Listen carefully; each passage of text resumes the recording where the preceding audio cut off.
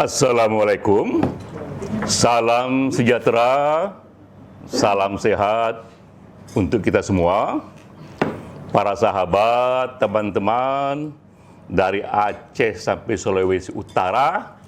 Terima kasih banyak kehadirannya dari jauh-jauh untuk kita syukuran 10 tahun Puisi Esei. Saya mulai dengan majalah ilmiah populer, Discover. Majalah ini di tahun 2020 mempublikasi hasil riset. Bisa kita baca di Google, judulnya itu. Bahwa ia mengabarkan ada link, ada korelasi yang kuat sekali antara mereka yang membaca puisi, yang membaca fiksi, dengan tumbuhnya rasa empati. Judulnya cukup kentara, cukup keras judulnya itu, bahwa How Reading Fiction Increase Empathy and Encourage Understanding. Jadi ini hasil riset menunjukkan perbedaan cukup signifikan. Dalam statistik itu ada polanya, bahwa mereka yang membaca fiksi umumnya lebih peka secara sosial, lebih kuat empatinya, dan lebih kuat rasa pengertiannya. Nah, link antara sastra dan rasa empati ini sebenarnya mengkonfirmasi saja dari aneka riset-riset sebelumnya. Jadi kita lihat bahwa memang riset ini sudah terjadi berkali-kali, dikerjakan di banyak lembaga. Kita dapatkan insight di sini bahwa di era modern, membaca sastra bisa mengisi ruang spiritualitas. Itu ruang yang dulu diisi hanya oleh agama, sekarang ini juga ia bisa diisi oleh sastra, untuk menajamkan rasa sosial kita, moral kita, di samping agama dan budi pekerti, juga bisa dicapai dengan membaca sastra. Itu hasil riset, dan itu penting, terutama untuk konteks zaman kita, di mana keberagaman dan juga pembelahan masyarakat di beberapa tempat terjadi semakin dalam. Hanya dengan tumbuhnya rasa empati, tumbuhnya pengertian yang membuka toleransi, maka lebih mudah terbentuk keakraban warga negara. Nah, itu temuan dari majalah Discover. Masalahnya, juga hasil riset, sastra semakin tidak dibaca. Juga bisa kita lihat di Google, itu Washington Post di tahun 2015, besar sekali judulnya Poetry Going to Extinct. Puisi akan segera menjadi makhluk langka. Ia membuat data ini dari hasil riset tahunan yang dibuat oleh National Endowment di Amerika Serikat. Jadi di Amerika itu ada badan yang dibiayai pemerintah, National Endowment. Setiap tahun ia melakukan survei dalam rangka demografi Amerika, tapi juga di sana diselipkan berbagai pertanyaan untuk merekam pertumbuhan budaya di sana. Ditanya di sana Bapak Ibu sekalian, apakah tahun lalu Bapak dan Ibu membaca minimal 1 buku saja? Ada juga pertanyaannya, membaca minimal 1 buku sastra saja, atau lagi membaca 1 buku puisi saja. Apa yang terjadi? Itu ada datanya di New York, di Washington Post itu. Sejak tahun 92 sampai akhirnya 2012 yang dinyatakan di sana, clear trennya itu. Jadi bukan temporary, ini permanen. Bahwa pertama, masyarakat semakin tidak membaca buku. Dari tahun 92 itu 58% menyatakan ya, saya membaca minimal 1 buku. Tahun 2012 tinggal 48%. Yang membaca puisi, yang mengatakan iya saya membaca puisi minimal tahun lalu 1 buku puisi saja, itu hanya 6,7%. Itu data ya, yang diyakini akurasinya karena Natural Endowment bertahun-tahun. Nah, LSI dan NJA juga menyelenggarakan survei menanyakan hal yang sama kepada publik, dan hasilnya juga sudah kita publikasi ya, yang menyatakan ya kami membaca buku itu ada sekitar 24%, yang menyatakan kami membaca minimal satu buku sastra 12%, ya. Yang menyatakan kami membaca buku puisi minimal satu saja itu sekitar 6, sekian persen datanya. Lalu digali lagi, jika membaca coba sebutkan nama pengarang dan bukunya. Yang hafal hanya 3%. Tidak data itu kita melihat situasi seperti yang dibilang oleh Washington Post, puisi dalam bentuk yang konvensional menuju kepada kepunahan. Dan dalam sejarah, kalau kita baca sejarah seni, banyak sekali seni-seni yang hebat zaman dulu hilang dia. Karena itulah dia menjadi berita yang kokoh sekali, yang kuat sekali di Washington Post. Tapi pada saat yang sama diberitakan juga film-film semakin banyak ditonton. Film-film semakin digemari. Nah, dari data ini orang berpikir bahwa kebutuhan individu untuk melihat dan membaca, merenungkan apapun yang memperkaya hidupnya tak pernah mati. Kebutuhan individu untuk hiburan tak pernah mati. Yang terjadi bentuknya bergeser ya. Dari buku berubah menjadi audio visual. Karena itu kita melihat banyak sekali muncul provider untuk film-film seperti Netflix, Apple TV, Disney Plus, HBO Go, dan bahkan Indonesia pun ini yang tiket.com, GoPlay juga membuat itu. Ya. Jadi kita melihat tren yang terjadi sekarang ini, kita hidup di zaman di mana terjadi perubahan yang mendasar dari teks ke audio visual. Dan ini tren yang permanen, dan orang bilang itulah hukum evolusi, survival of the fittest. Mereka yang tidak membaca tren dan tidak menyesuaikan diri, seperti ditunjukkan dalam sejarah, akan tergilas dan punah. Bahkan makhluk sebesar dinosaurus sekalipun, yang minta ampun besarnya, punah dia. Ya. Karena dia tidak sesuai dengan zamannya. Nah, jadi itulah setting sosial yang membuat kita berpikir, oh demikianlah yang terjadi di dunia seni sekarang ini, di mana kita hidup, yang orang bilang di zaman history in the making. Sejarah sedang disusun ulang, begitu banyak hal yang berubah, begitu banyak datang hal yang baru yang tak kita ketahui. Puisi esai itu juga ikhtiar kita sebenarnya untuk ikut kembali mempopulerkan puisi ke tengah gelanggang. Itu ikhtiar kecil kita, sebuah ikhtiar yang kecil, tapi kita tahu dia ada di arah yang benar. Karena kita menciptakan itu juga dengan renungan, karena saya seorang periset, saya pun pasti membaca apa yang menjadi tren dunia, dengan cara yang kita bisa, sekecil apapun, minimal kita arahkan kepada tren itu. Nah, kita lihat beberapa hal yang kita kerjakan di puisi esai.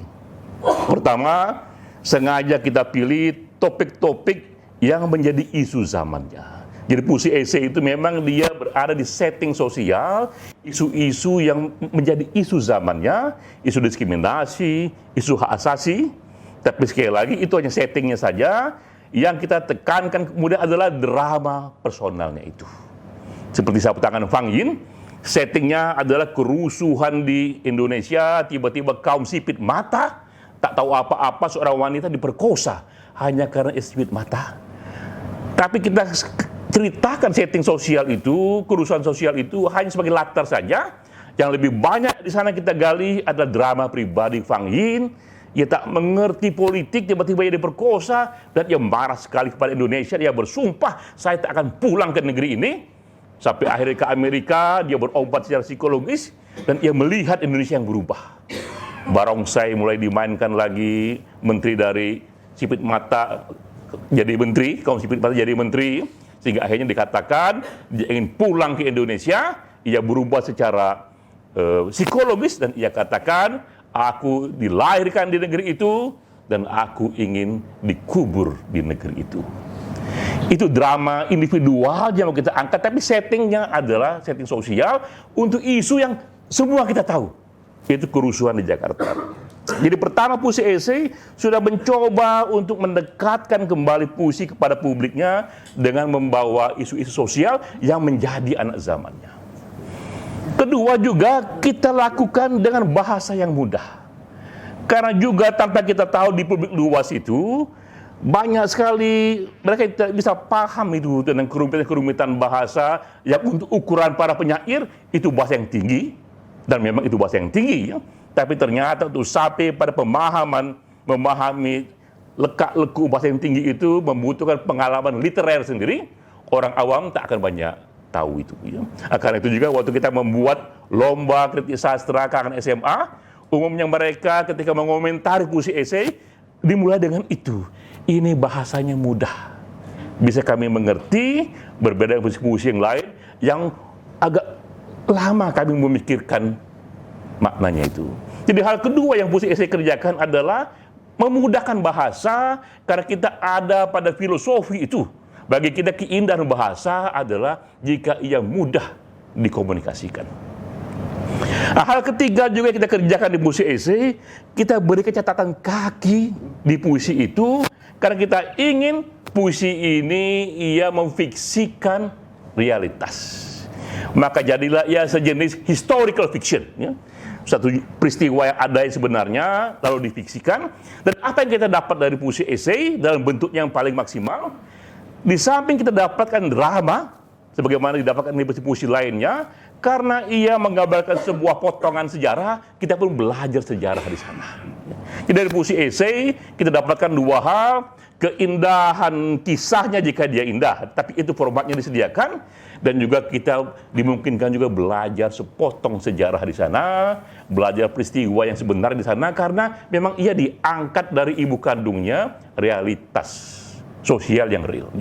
Itu hal ketiga yang kita kerjakan di puisi esai, dan mereka mendekatkan kembali puisi ke tengah gelanggang. Hal keempat, kita pun mulai membaca itu bahwa ini tren di mana teks berubah menjadi audiovisual, maka banyak sekali dari puisi esai yang kita jadikan video-video animasi, bahkan juga sudah ada film-film yang kita buat di sana. Ya.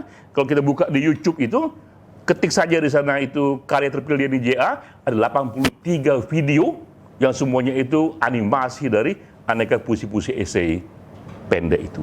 Jadi sudah kita kerjakan sekarang ini berbagai ikhtiar karena kita membaca tren.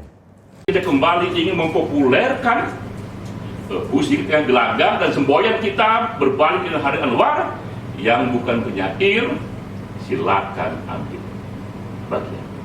Jadi itu ikhtiar kita dengan puisi esai.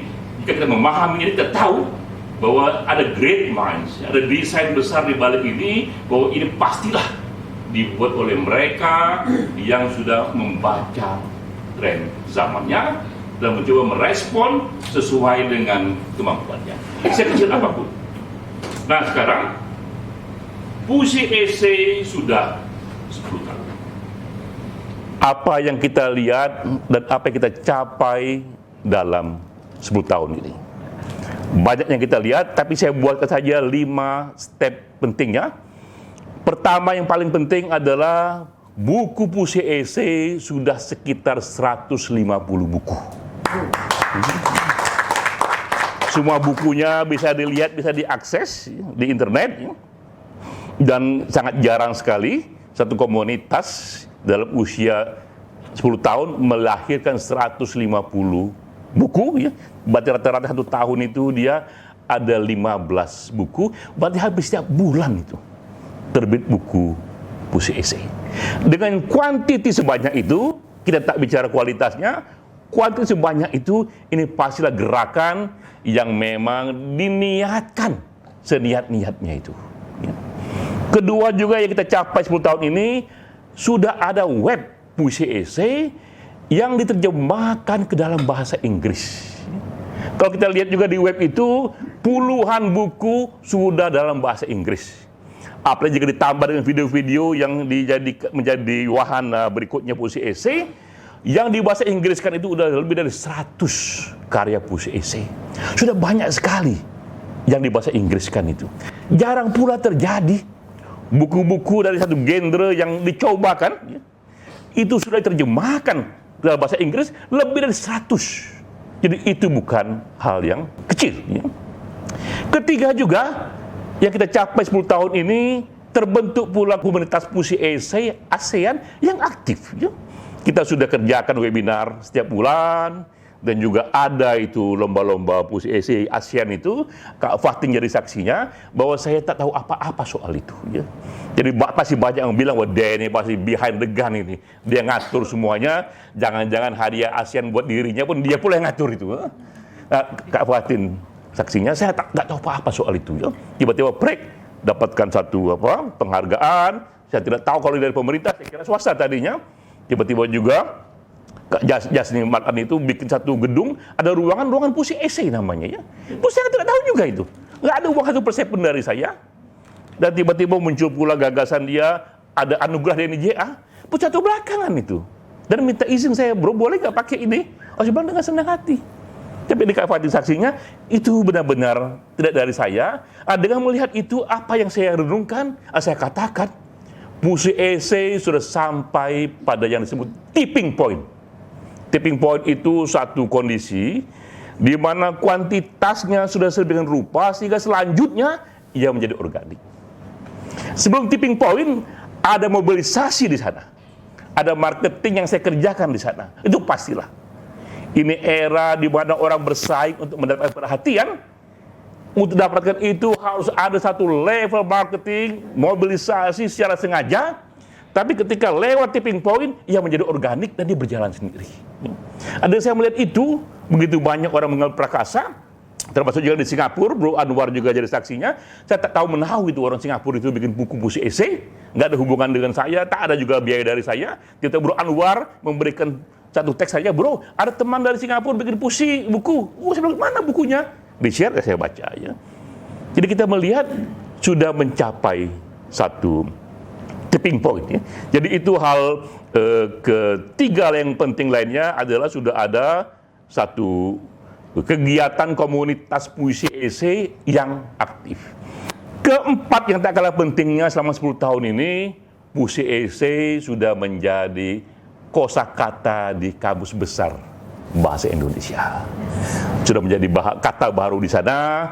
Tak ada yang menyenangkan dari seorang penulis, ya, dari komunitas, jika ia bisa menyumbang satu kata baru, memperkaya kamus. Itu jarang sekali terjadi. Mungkin di era awal Takdir Al-Sabana banyak sekali menyumbangkan kata-kata baru, tapi itu era ketika bahasa Indonesia belum terlalu mapan. Tapi di era ketika bahasa sangat mapan sekarang ini, sangat jarang sekali komunitas bisa menyumbangkan satu kata yang kemudian oleh kamus itu menjadi kata baru. Nah, kita sudah mencapai itu. Nah, kelima yang tak kalah dahsyatnya, kita diundang oleh panitia Nobel. Ya. Banyak pro kontra banyak pro kontra terjadi, kita baca di media sosial, nggak ada yang percaya nih, masa iya komunitas puisi esei diundang panitia Nobel. Apa yang kita dapatkan di sini? Kita dapatkan di sini adalah berarti bahkan lembaga tertinggi yang dianggap tertinggi dalam pemberian hadiah sastra dunia sudah melihat puisi esei. Dia melihat web kita, ini pastilah kerja yang serius karena ada 150 buku di sana. Yang bahasa Inggris sudah 100 lebih di sana, mustahil kalau ini bukan komunitas yang serius. Nah, karena itulah, datanglah itu surat ini meminta komunitas puisi esei mencalonkan seseorang, dan tak salah juga jika waktu itu saya yang dicalonkan.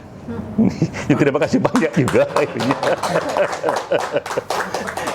Karena saya yang dicalonkan, akhirnya Bro Irsad muncullah dengan tulisan itu, dengan satu pertanyaan, mengapa hanya Pram dan Denny JA yang dicalonkan, dan terjadilah kemudian pro kontra itu. Ini 10 tahun puisi esei. Lalu pertanyaan, what next? Apa yang akan kita buat berikutnya? Nah, ini 3 hal yang akan kita buat berikutnya. Mungkin di luar ini akan ada yang lain lagi. Pertama adalah kita akan membuat mungkin yang pertama di dunia serial film yang semuanya berdasarkan puisi esai. Sudah ada 34 puisi esai dari 34 provinsi yang berisi local wisdom dari provinsi masing-masing, dan kita tambahkan di sana drama-drama individunya, kita tambahkan di sana eksotik dunia timur, dan namanya serial catatan dari timur, kisah-kisah masyarakat pasca kolonial. Ini akan menjadi film pertama di dunia serial yang semuanya berdasarkan puisi esai. Skenarionya 2 tahun kita buat itu, ya. Berganti-ganti supervisi dari Salman Aristo, ya, juga dia peraih Piala Citra, ya. Berganti lagi dengan yang lain, terlibat banyak sih, termasuk Mbak Deno terlibat, ya. Itu 7 orang nggak salah, ya, Mbak Deno, ya. 2 tahun kerja itu selesailah dia menjadi 34 naskah jadi film yang semuanya berdasarkan pada puisi esai. Yang dari Aceh, dari puisi esainya Mbak Deno, ya, saya sudah baca, bagus sekali. Mudah-mudahan ini bisa keluar nanti ini di Netflix atau di HBO Go, dan orang akan melihat kita termasuk yang pertama membaca tren ketika terjadi history in the making. Dari teks berubah menjadi audiovisual, kita yang membawa puisi menjadi film. Dan puisi esai punya potensi itu, kan berbeda dengan puisi biasa. Puisi esai ini panjang sekali, berbabak-babak, ada di sana plot yang memang seperti cerpen yang dipuisikan, sehingga lebih mudah untuk menjadikannya sebuah kisah yang bisa difilmkan itu, ya. Saya upayakan tahun ini minimal 1 atau kalau bisa 2 sudah jadi itu film itu. Kedua, yang juga kita buat dan ini juga jarang terjadi, sedang saya renungkan, akan saya buat dana abadi buat puisi esai. Wow. Jadi mungkin pada waktu saya akan tak lagi di sini, teman-teman juga tak lagi di sini, tapi dana abadi puisi esai itu akan terus menghidupkan puisi esai 1000 tahun lagi. Saya teringat kepada Alfred Nobel sebelum ia mati. Ini Alfred Nobel ini ilmuwan yang memberikan hadiah Nobel itu. Ya, dia merenung di sana karena pernah satu kasus, tiba-tiba dia diberitakan mati, tapi sebenarnya mati bukan dia, yang mati itu kakaknya. Namun dia kaget, itu berita di koran begitu kenceng, judulnya pedagang kematian itu sudah mati. Dia kaget itu, ya. Itu dia temukan itu dinamit yang menggelegar itu, yang dalam pikiran dia itu dinamit itulah yang membuat gunung-gunung bisa dipecahkan, ya. Kemudian jalan bisa dibuat di sana menembus terowongan gunung. Tapi oleh orang banyak, oleh politik, dinamit itu dijadikan alat untuk perang. Akibat banyak sekali orang mati karena dinamit yang bentuk tubuhnya itu minta ampun hancurnya karena dinamit itu. Dan akibatnya Alfred Nobel pun kaya raya. Dan orang bilang telah mati dengan nada yang senang sekali, pedagang kematian itu. Dan orang senang, ya. Dia kaget, dia nggak duga kok namanya seburu ini, ya. Sampai akhirnya dia panggil keluarganya, dia katakan buat apa saya ini menemukan banyak hal, tapi nama saya buruk. Karena itu saya niatkan uang saya niatkan untuk menjadi dana abadi, untuk diberikan hadiah kepada mereka pejuang kemanusiaan di bidang sains, termasuk juga di bidang akhirnya perdamaian dan sastra. Nobel sudah mati 120 tahun yang lalu, tapi hadiahnya terus hidup sampai sekarang. Apa sebabnya? Salah satunya karena ada dana abadi. Ada endowment itu. Nah, saya pun meniatkan itu, sedang saya susun, bahwa pada waktunya saya akan umumkan, ini dana abadi untuk puisi esai, saya boleh mati, tapi dana ini akan hidup terus, dan ia akan terus menghidupkan komunitas puisi esai. Ya. Itu hal kedua yang akan saya kerjakan. Hal ketiga yang saya kerjakan, saya membaca sejarah komunitas. Baik itu komunitas yang bersandar pada agama, ataupun yang sekuler, mereka memiliki ritual yang menjadi bonding dari community itu. Dalam Islam ada lebaran, ada puasa, setiap tahun kita jumpai itu. Ada Natal, yang sekuler itu ada Thanksgiving Day, ada hari kemerdekaan. Itu hari-hari, masa-masa yang setiap tahun datang, dan itu memperkuat bonding dari community. Maka saya akan menciptakan ke depan ini bulan Puisi Esai yang akan ada setiap tahun. Di tahun itu, bulan Puisi Esai itu kita buat kegiatan yang semarak, ya, yang intinya adalah silakan teman-teman membaca isu sosial di lingkungan masing-masing, terutama isu-isu yang mengganggu hak asasi manusia. Tuliskanlah itu dalam Puisi Esai. Jadi ke depan nanti akan kuat brandingnya bahwa Puisi Esai ini ekspresi cara bertutur kita secara lain yang lebih menyentuh, mengabarkan kondisi hak asasi manusia yang kita alami. Setiap bulan kita kerjakan itu, dan itu akan menjadi bonding dari komunitas kita itu. Pada waktunya, ini komunitas akan dinilai. Ternyata beginilah cara komunitas ini dibangun. Ya. Dia hidup panjang sekali karena ada vision di sana, ada leadership di sana, dan ada dana di sana. Ya. Ini orang bilang 3 in 1. Mustahil kita membuat community tanpa 3 itu. Tanpa gagasan yang kuat sesuai dengan zamannya, tanpa leadership yang tangguh, ya, yang tahan dibanting apapun, dia lurus saja ke alam semesta itu. Enggak dia surut itu, ya. Dihujat kayak apapun, kita bilang terima kasih, karena hati dia tegak lurus langsung ke alam semesta. Ya. Dan kemudian juga ada dana yang cukup untuk membuatnya hidup. Ya. Jadi itu contoh kita dalam membuat komunitas.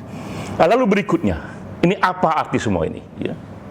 Apa arti semua ini, behind semua technicalities ini? Nah, inilah yang jauh lebih besar, bahwa kita ingin membangkitkan kesadaran generasi. Untuk kita tahu bahwa kita ini hidup di zaman yang jauh lebih besar dibanding zaman Takdir Ali Sabana, di zamannya Rendra, zaman Adra Anwar. Di zaman yang lebih besar ini harus juga lahir ikhtiar yang lebih besar. Kita tak mau sekedar mengulang-ulangi, mengikuti apa yang dibuat oleh penyair lain. Ya. Karena apa? Karena kita hidup di zaman yang lebih besar. Nah, kita melihat di luar kita begitu banyak orang-orang yang sudah menyumbangkan sesuatu yang baru. Lalu apa yang disumbang oleh sastrawan? Kita melihat para ilmuwan. Di zaman ini nggak pernah terjadi sebelumnya, ilmuwan sudah sampai kepada DNA editing. Mereka bisa kotak-katik DNA itu. Ya. Tiba-tiba lahir sekarang kuda yang lebih cepat dan kuda yang lebih kuat, dan itu digunakan dalam balap kuda. Karena dia edit DNA-nya itu, dan dia pun sudah sampai pada satu kesimpulan, pada waktunya bayi pun sudah bisa kita edit. Nanti orang tua ditanya, ibu bayinya mau lebih mirip Einstein atau lebih mirip Beethoven? Karena bisa dikotak-katik DNA-nya itu.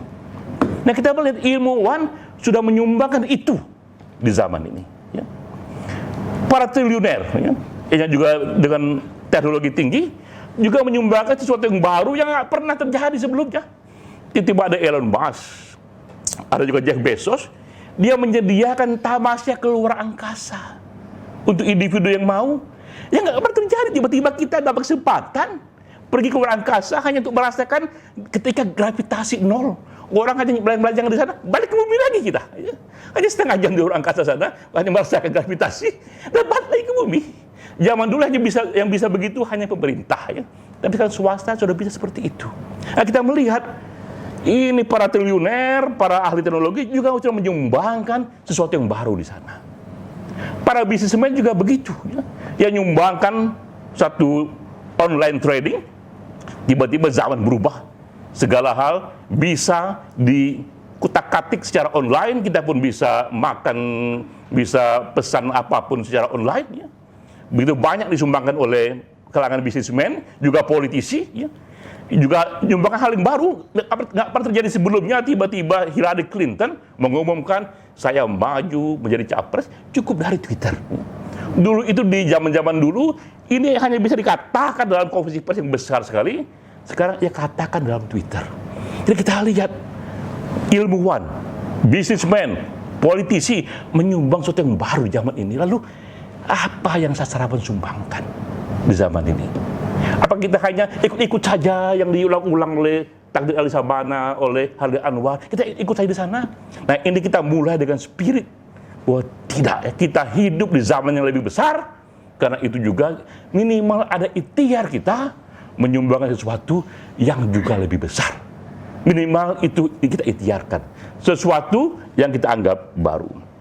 Nah, fungsi esai lahir dari spirit ini, dari kesadaran generasi bahwa kita hidup di zaman yang jauh lebih besar. Karena itu generasi kita minimal harus juga ada ikhtiar membuat sesuatu yang berbeda. Apakah tercapai atau tak tercapai, itu adalah perjuangan. Dalam agama dan istilah istihad itu orang bilang kalau benar pahalanya 2, kalau salah pahalanya 1. Kita juga kerjakan istihad budaya. Jika benar bisa tercapai ini mimpi kita ini, insya Allah pahalanya 2. Seandainya salah nggak tercapai, minimal pahalanya 1. Wassalamualaikum warahmatullahi wabarakatuh.